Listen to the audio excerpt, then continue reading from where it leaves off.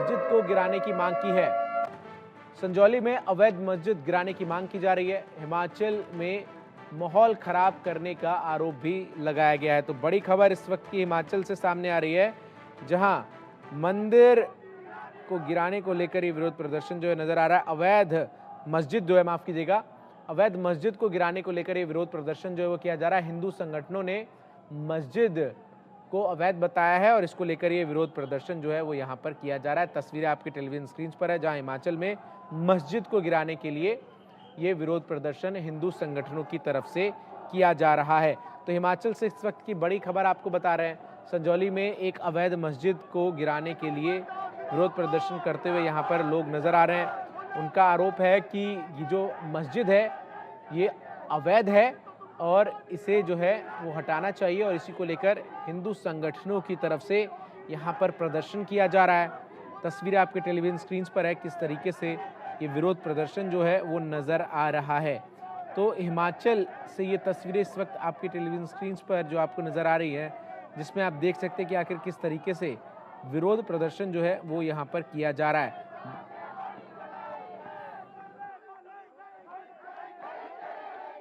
इसमें सारा हिंदू समाज जो हमारा सनातनी समाज है सब इसमें एकत्रित है। इसमें कोई बीजेपी कांग्रेस का लेना देना नहीं है।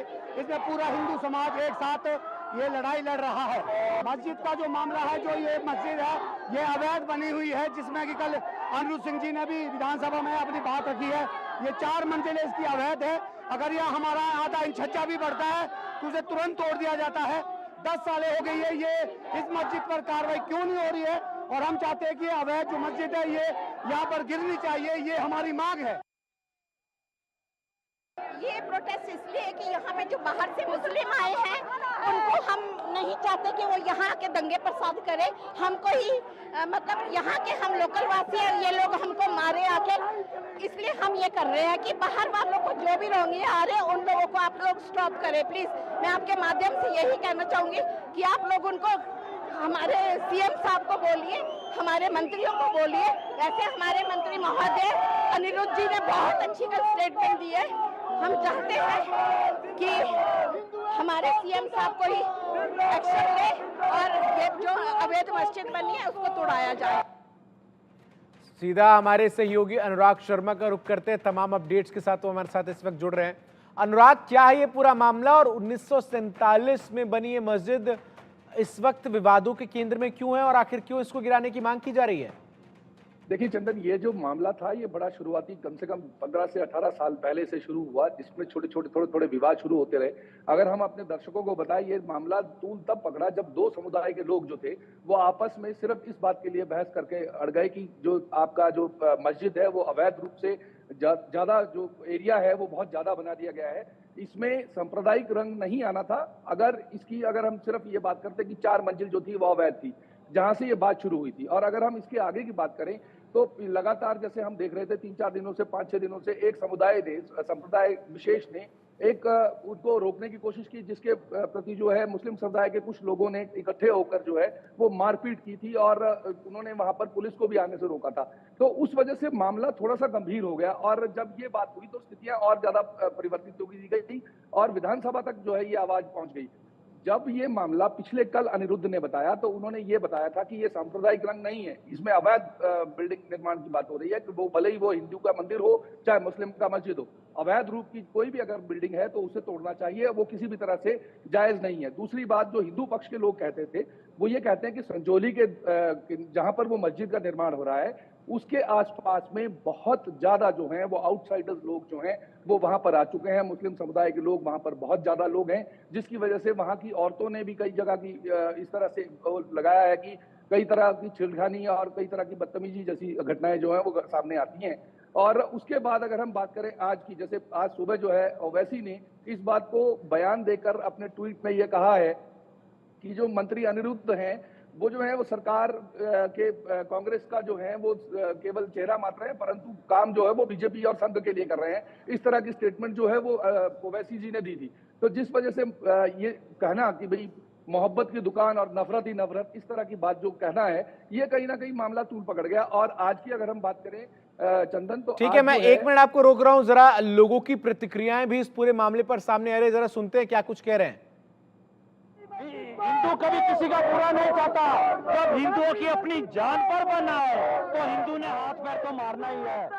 हिंदू भी तैरना जानता है, लेकिन यदि हिंदू को छेड़ा तो हिंदू नहीं छोड़ेगा। हम अभी भी सबके साथ भाईचारे के साथ रहना चाहते हैं, लेकिन यदि कोई हमें छेड़ेगा तो हम नहीं छोड़ेंगे। नहीं छोड़ेंगे। नाम जानना चाहेंगे कौन सा संगठन और पार्टी? कोई संगठन नहीं, कोई पार्टी नहीं, एक ही नाम सुरेश सिक्टा। हम सनातन धर्मी है और संजौली में जो अवैध ढांचा बना है वो तुरंत प्रशासन संज्ञान में लेते हुए उसको खुद गिराए, नहीं तो फिर हिंदुओं का एकत्रित होकर उस ढांचे को ध्वस्त करेगा और उसमें जो भी जान माल का नुकसान होगा उसके लिए सरकार जिम्मेदार होगी, प्रशासन जिम्मेदार होगा। अभी हमें 2 दिन की मोहलत प्रशासन ने दी है, हम 48 घंटे का इंतजार करेंगे।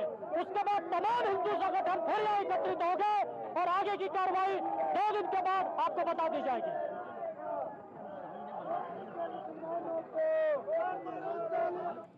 तो हिमाचल प्रदेश की राजधानी शिमला के संजौली में मस्जिद निर्माण मामले पर राजनीति भी तेज हो गई है।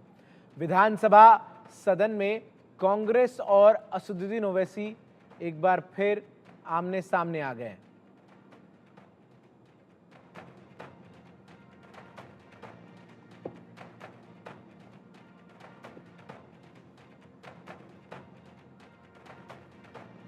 ये 3 तस्वीरें इस वक्त आपके टेलीविजन स्क्रीन पर। दरअसल आपको ये पूरा मामला हम बताएं किस तरीके से ये जो मस्जिद है ये 1947 के पहले की मस्जिद थी, लेकिन 2 पक्षों में आपसी विवाद के बाद ये मामला इतना गर्मा गया है कि इस मस्जिद को गिराने की मांग की जा रही है। शिमला के संजौली में मस्जिद को लेकर विवाद खड़ा हो गया है।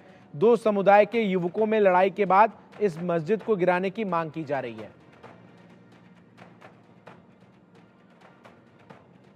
तो हिमाचल में निर्माणाधीन मस्जिद पर विवाद गहराता हुआ नजर आ रहा है। कांग्रेस मंत्री अनिरुद्ध सिंह के बयान पर असदुद्दीन ओवैसी भड़क गए। अनिरुद्ध सिंह ने अवैध निर्माण पर सवाल उठाए थे। उसके बाद उन्होंने कहा था कि एक जो मस्जिद है उसको यहाँ से हटानी चाहिए क्योंकि इस पर अवैध निर्माण हुआ है। तो वहीं असदुद्दीन ओवैसी ने ये कह दिया है अब कि ये कांग्रेस के मंत्री हैं, ये बीजेपी के मंत्री हैं। तो ओवैसी अब इस पूरे मामले में उनकी एंट्री हो चुकी है और इस मस्जिद पर जो खतरा मंडरा रहा है उसको बचाने के लिए असदुद्दीन ओवैसी सामने आए हैं। और जिस तरीके से हिमाचल सरकार के मंत्री अनिरुद्ध सिंह का बयान सामने आया उसके बाद ओवैसी का ये पूछना है कि ये कांग्रेस की सरकार है बीजेपी की, और ये मंत्री जो बोल रहे हैं जो कुछ, उससे ये प्रतीत होता है कि कांग्रेस नहीं बीजेपी की जुबानी है। 2000 में सर पढ़ के भी बता रहा हूँ, इसके अतिरिक्त दिनांक 26/6/2013 को मामले की सुनवाई के प्रतिवादी में मस्जिद को एग्जिस्टिंग प्रपोज्ड प्लान्स को मांगा गया सर, और उसमें त्रुटियां पाई गई हैं और फ्रेश ड्राइंग भी मांगी गई। और हैरानी की बात तो यह है सर, ये इट इज़ इम्पोर्टेंट कि प्रतिनिधि द्वारा, क्योंकि 2010 में केस चल रहा था सर, ये नोट करने वाली बात है, 2019 में सर 4 अतिरिक्त मंजिलों का अवैध निर्माण हो चुका था सर। 2010 में जब केस चल रहा था तो 2019 तक 4 मंजिलें कैसे बनी सर?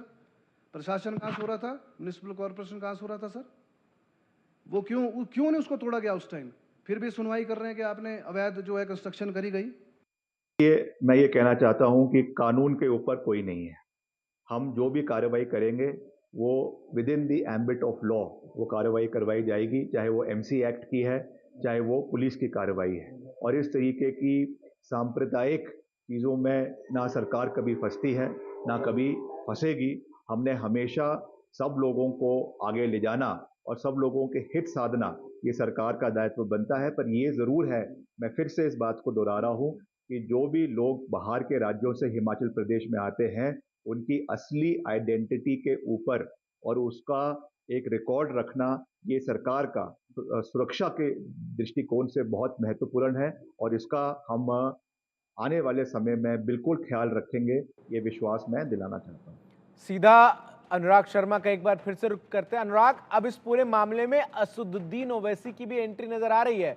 जिस तरीके से सड़कों पर बड़ी संख्या में हिंदू संगठन के लोग उतरे हैं, उनकी तरफ से मांग की जा रही है, तो अब असदुद्दीन ओवैसी मस्जिद की बचाव में खड़े नजर आ रहे हैं।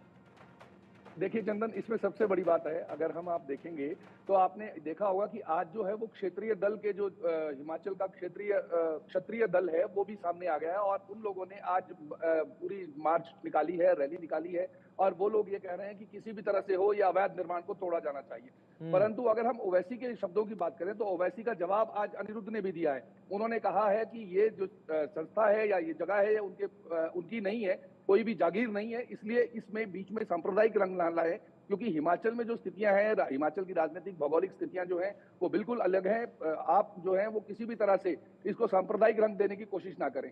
उसी तरह से अगर हिंदू संगठनों की बात करें तो हिंदू संगठन ने जो है वो इस बात पर बिल्कुल अड़ गए हैं कि जो अवैध निर्माण है उसको तोड़ा जाए, क्योंकि वहां पर जो है अलग अलग छोटी छोटी दुकानें आ गई हैं, और बहुत से लोग ऐसे हैं, मैं आपको चंदन ये बताना चाहता हूँ, ये एम्फेसाइज करके बताना चाहता हूँ कि बहुत से लोग ऐसे हैं जो वहां पर बिना आइडेंटिटी, बिना आई कार्ड के फर्जी उस पर रह रहे हैं, जिसकी वजह से बहुत से लोगों में ये बहुत रोष है, और बहुत लोग इस बात के लिए चर्चा कर रहे हैं कि यहाँ पर जबकि 190 लोगों की एंट्री है तो 1900 लोग कैसे हैं, जो अनिरुद्ध ने भी अपनी स्टेटमेंट में कहा था।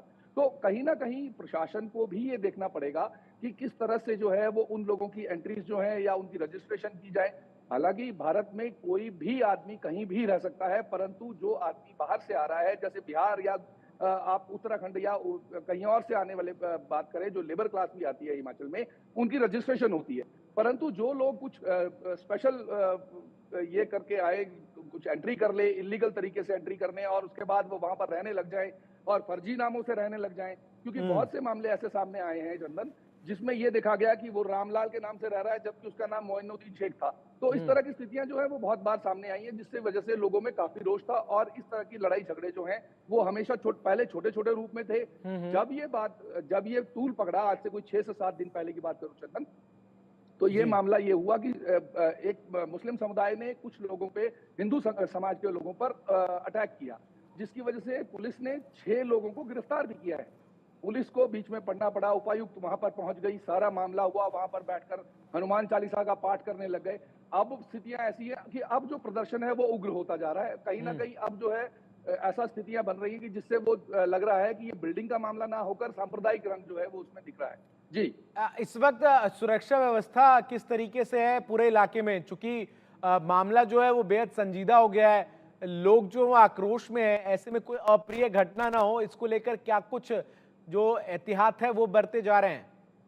देखिए बिल्कुल, आजकल आपने भी देखा होगा, क्योंकि आजकल विधानसभा का सत्र चल रहा है, तो पुलिस जो है वो पल पल जो है हर नाके पर, हर जगह पर तैनात है। और जिस तरह से आज जो क्षत्रिय संगठन था, उनकी जो आज रैली हुई, तो उसकी वजह से जो था वो कई बार ऐसा लग रहा था कि कहीं ऐसा ना हो कि गलत कोई माहौल जो है वो ज्यादा खराब हो जाए। परंतु पुलिस की डिप्लॉयमेंट और आला अधिकारी सारे लोग तैनात हैं, एसपी ग्राउंड पर जो है वो मौजूद हैं, सभी तरह से जो है वो उनको रोककर जो है वो एक ही जगह पर उनको अपना जो है प्रोटेस्ट करने दिया जा रहा है। तो रोड पे लोग मार्च निकाल रहे हैं, परंतु अभी स्थितियां ऐसी हैं कि जो दिख रही हैं अभी हिंदू, क्योंकि ऐसा है कि हिंदू समाज की अगर हम बात करें, जिस तरह से वो स्टेटमेंट दे रहे हैं कि हिंदू जो है वो उग्र नहीं होता है, तो इस तरह की स्थितियां हैं कि वो मारकाट में या इस लड़ाई झगड़े में नहीं पड़ना चाहते, केवल जो है वो अपने नारों के अपने नारों के कहकर जो है वो अपना रोष जो है वो व्यक्त कर रहे हैं। जी ठीक है, बहुत बहुत शुक्रिया अनुराग आपका, हमारे साथ जुड़कर तमाम अपडेट्स दर्शकों तक पहुंचाने के लिए। तो बड़ी